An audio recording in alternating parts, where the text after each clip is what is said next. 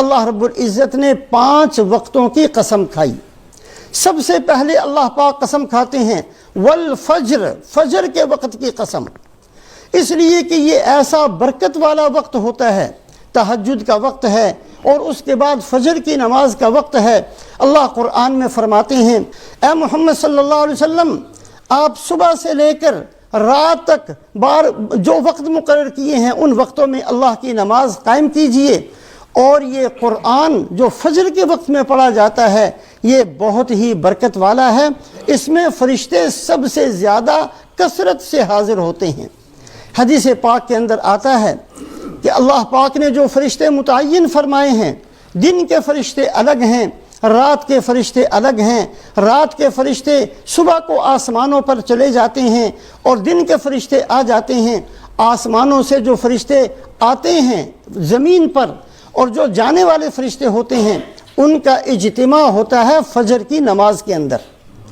فجر کی نماز کے اندر دونوں فرشتے، رات والے فرشتے بھی زمین پر ہوتے ہیں اور دن والے فرشتے بھی زمین پر ہوتے ہیں۔ رات والے فرشتے فجر کی نماز میں شریک ہو کر پھر آسمانوں پر جا کر اللہ سے کہتے ہیں اے اللہ تیرے بندوں کو نماز پڑھتے ہوئے چھوڑ کر آئے ہیں، اور جو دن کے فرشتے ہیں وہ جا کر کہتے ہیں کہ اے اللہ جب نیچے گئے تھے تو تیرے بندے تیری عبادت میں لگے ہوئے تھے۔ ان قرآن الفجر کان مشہودا، فجر کی نماز کے وقت میں جو قرآن پڑھا جاتا ہے اس قرآن کو سننے کے لیے بہت بڑی مقدار میں آسمانوں سے فرشتے اترتے ہیں۔ اسی لیے رسول پاک علیہ السلام کی عادت شریفہ لمبی فجر پڑھانے کی تھی۔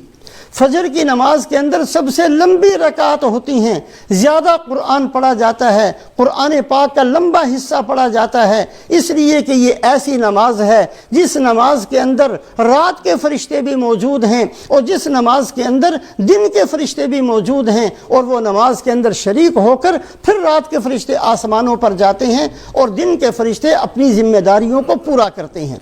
ان قرآن الفجر کان مشہودا، قرآن سننے کے لیے فجر کی نماز میں فرشتے کثرت سے آتے ہیں۔ حضرت عمر رضی اللہ تعالیٰ عنہ کا زمانہ،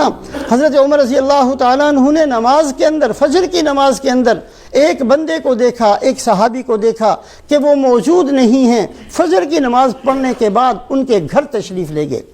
جا کر پوچھا کہ آج فلاں آدمی نماز میں کیوں نہیں تھا؟ ان کی والدہ نے کہا کہ آج ساری رات نفلیں پڑھتے رہے اور ساری رات کثرت سے عبادت کی، جب فجر کا وقت آیا تو آنکھ لگ گئی، سو گئے تھے، اس لیے جماعت کے اندر شریک نہیں ہو سکے۔ حضرت عمر رضی اللہ تعالیٰ عنہ نے فرمایا ان سے کہہ دینا کہ ساری رات سو جایا کرو، فجر کی نماز جماعت کے ساتھ پڑھ لیا کرو، وہ زیادہ بہتر ہے۔ فجر کی نماز کے اندر شریک ہونا یہ اللہ پاک کو سب سے زیادہ پسند ہے، اس لیے کہ فجر کے وقت اللہ رب العزت کی طرف سے اعلان ہوتا ہے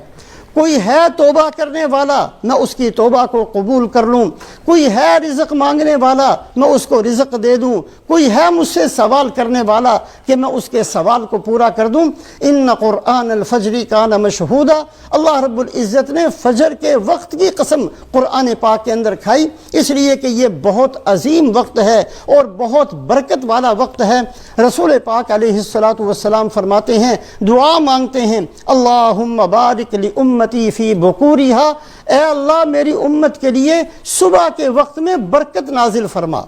رسول پاک علیہ السلام کی دعا کی برکت سے یہ جو صبح کا وقت ہے، یہ فجر کا وقت ہے، اس وقت کے اندر اللہ کی طرف سے برکت ڈال دی جاتی ہے۔ اس وقت کے اندر تھوڑے وقت میں بندہ زیادہ کام کر سکتا ہے، اچھے طریقے سے عبادت کر سکتا ہے۔ اور ایک حدیث پاک کے اندر فرمایا جو آدمی فجر کے وقت میں سوتا رہے وہ اللہ سے رزق کے کم ہونے کی شکایت نہ کیا کرے،